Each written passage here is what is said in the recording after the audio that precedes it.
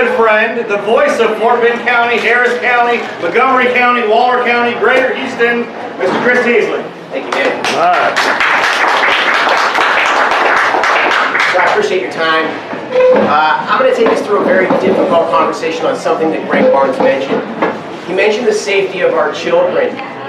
And the talk I'm going to do right now, I have gained these opinions from 2 interviews I did of survivors of human trafficking, okay? And for the sake of this conversation, I'm going to ask you to put yourself at the center of this story. We're going to have you do a role play. And in this scenario, you are with your 7-year-old granddaughter at a convenience store gas station on 59 South. And what happens is your granddaughter reaches for the candy shelf, you look away, you look back, she's gone. She's gone. You don't know where she went. You're panic-stricken. You search the entire premise, the stock rooms, the bathrooms, the convenience store, the restaurant, the parking lot. She's gone. You're never going to see her again. She's been wrapped up, put in the back of a van, heading down 59 South to the Mexican border, being violated immediately. You're never going to see her again. Your life is over. Her life is over. Her scenario is a horrific outcome. It happens. But your life is over because you're never going to be able to live with yourself again. And now you have to go back and tell your son-in-law and your daughter that you lost their child. Human trafficking is the existential threat to our lives. It is number 1. It is staring us in the face. And we are told regularly by our county authorities that they are rectifying the issue, that they are the bold heroes that are taking care of it. But are they? 50 years ago, your government did a formal declaration on the war on drugs. And we gave them everything they asked for. We gave them ever-increasing budgets, ever-increasing manpower, military-grade armaments, the most sophisticated surveillance technologies, and we rearranged our legal code for them to prosecute the war on drugs. And 50 years later, the drug business is a boom business. If anyone here wants drugs, it's fairly easy to get. The drug runners are enjoying healthy profits, and they're far from the long arm of law. They have lives that are just fine. In my lifetime, I've lost more than 5 friends and family members to drug violence and drugs. Most likely, the people in this audience have had a similar experience. Can you imagine that in 5 or 10 years, we can say the same thing about human trafficking, an even worse outcome, that in 5 or 10 years we've lost a loved one to human trafficking? The method by which your county authorities are telling you that they're rectifying this issue is from something that they saw on TV. They're replicating a TV show from the 1990s that ran during the sitcom hours. That's their answer, the comprehensive answer to human trafficking, to do something they saw on TV. And what they do is they pose, the police officers pose as prostitutes, and they bait and lure men into hotel rooms, and then when the men arrive, they arrest the men. And what they do then is they parade these men around town, their pictures around town, and they tell you that these men are the El Chapo of human trafficking. They tell you that these men are the captains of the cartels, and it's nonsense. These men are nothing of the sort. These men are men that were looking to hire a prostitute for sex. They're Johns. They're not cartel leaders, they're not traffickers, they're Johns. And what the police are doing is they're elevating the crime to something that is not. Now I want to make a point. What these men do is wrong. They should be arrested, they should be prosecuted. But we should not elevate the level of their crime to human trafficking. What we should do is we should create a scale of crimes that, based on the threat of what they are to society. And at the top is human trafficking, because that's the threat to our children. And somewhere near the bottom or in the middle is prostitution. They're not the same things. We should not allow police to pass off a lower crime as a higher one. It is a misrepresentation, and it gives us a false sense of security. It means that we allow our children to walk safe on the streets because our officers are telling us that they're the bold heroes saving the day, and they're not taking out the traffickers. They're actually protecting the traffickers, and I'm going to explain why. So what they do is they give this false sense of security, and our children are still vulnerable. What they are doing is they're doing honeypots. It's not a trafficking sting, it's a honeypot. And there's a big difference. And the point is that what the officers are doing is they are constructing a crime where there was none, right? They are creating a problem to put the problem out. It makes no sense. You don't create a problem to put a problem out.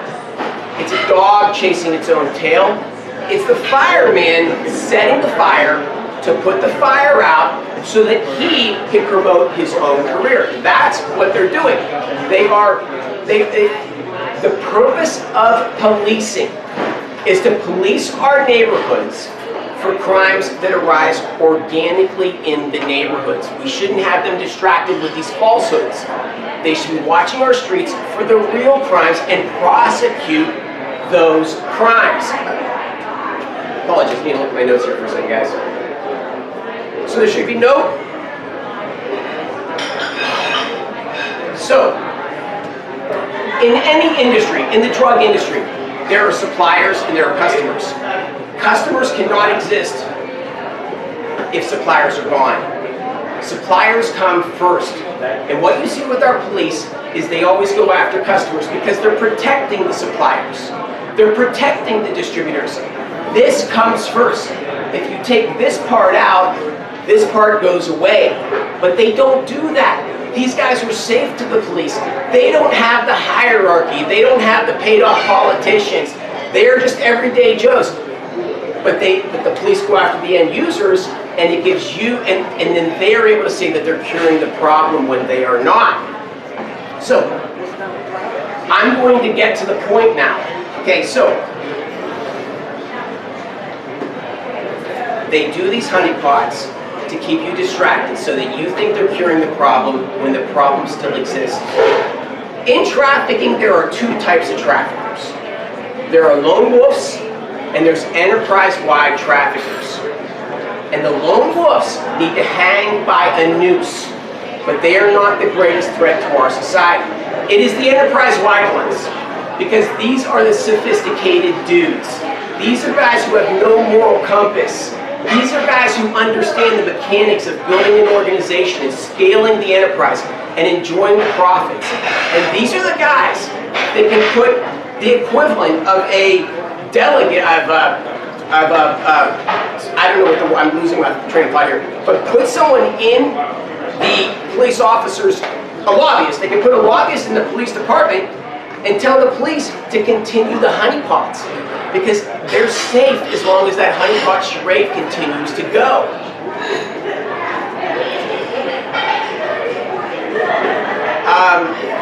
Congressional candidate just beat Dan Crenshaw. Steve Toth. Steve Toth.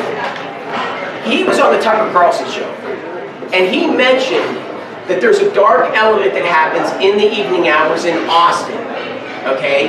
And I'm going to give you an idea of what he's talking about right now, and I'm going to explain why I'm walking you through this briar patch of a difficult conversation, because it matters. Because we can't let these falsehoods continue if we're going to save our children. Okay, so I had a woman named Laura Pena on my show. This woman is a hero of epic proportions, and she is a major problem to the establishment. She's running for Congress now. And what happened to Laura Pena?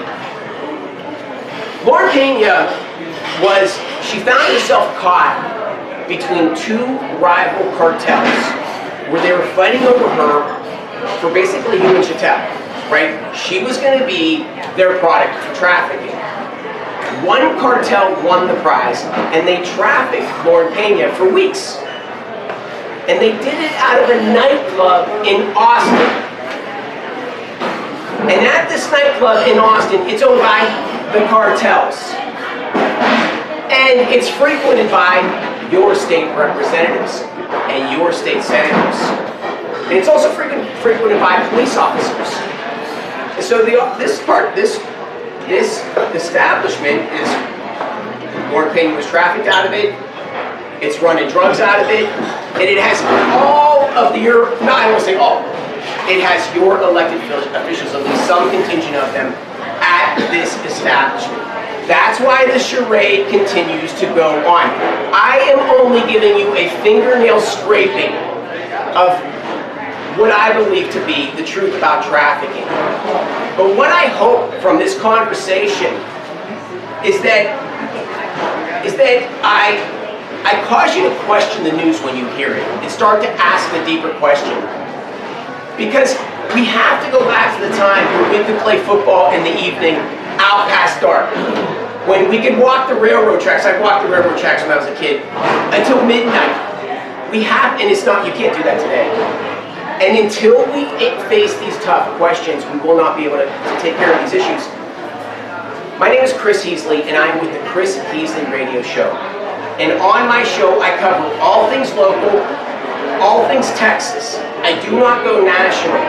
And I attempt to cover the things that no one else is talking about. To give you an idea, if you want to know the more than 3 ways a county can accrue debt without voter approval, watch my show.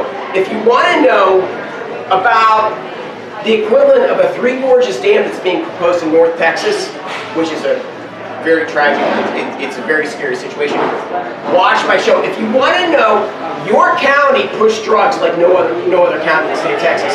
This county was the biggest pusher of the COVID vaccines from the Wuhan flu than any other county. If you want to know how many Texans died from vaccines and vaccine injuries, watch my show.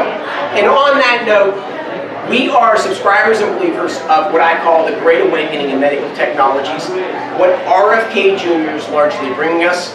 And we are promoters of the X39 patch, which is the most amazing medical technology that exists today. If you want to know more about that, please visit my show. I appreciate your time.